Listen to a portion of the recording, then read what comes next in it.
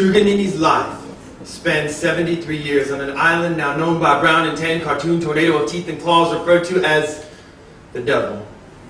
Tasmania deserves anything but this cartoon depiction.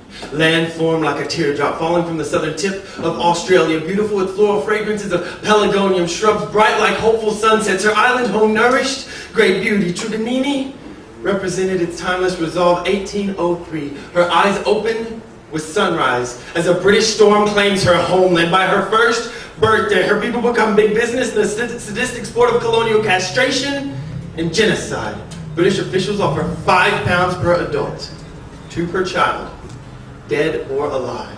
In one blink of the sun, 70 lights of life are extinguished, even painting stones red with bloody brains of children not old enough to feed themselves. A colonial holiday would celebrate this moment of cleansing for 50 future years in another location. 30 men and women are slaughtered as easily as one would pluck fresh blossoms from a native shrub. This hill still bears the name Mount Victory. In 28 years, the twister turned 5,000 heartbeats to 75. Truganini's eyes witnessed her mother stabbed to death, her sister kidnapped, her soon-to-be husband drowned minutes before she is gang raped and forced to join her previously free people in a concentration camp too. These are the windstorm nightmares that haunt my white skin.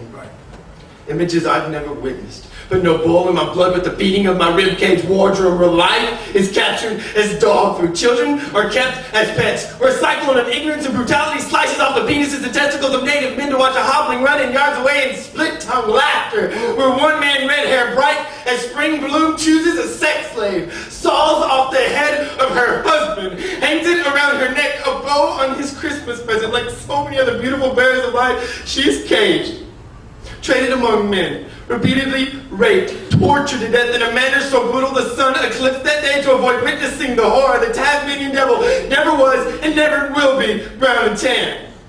He twists in a tornado of white, colonial forgetting in his palms, weaving a web of time bottles and bullets to fill his bag of pale magic. He represents the people that would go to despise abortion, but once roasted babies alive because of the pigment of their skin, didn't care to know their real name, couldn't imagine the wisdom they might bear, but would bleed the ground with the blasphemy of medical progress that could force continents to cry. In 73 years, Truganini became the very last of her people. She offered one dying request: don't let me be dissected by the hands molesting this beautiful land. Her first paws brought scalpels. Her bones hung for a century in colonial museums, dangling from wires, much like the pelargonium-covered telephone poles that scarred countryside she once called home. As if a colorful, flowery coating or a cartoon could mask the past of an island, falling like a teardrop from the southern tip of God's shadow.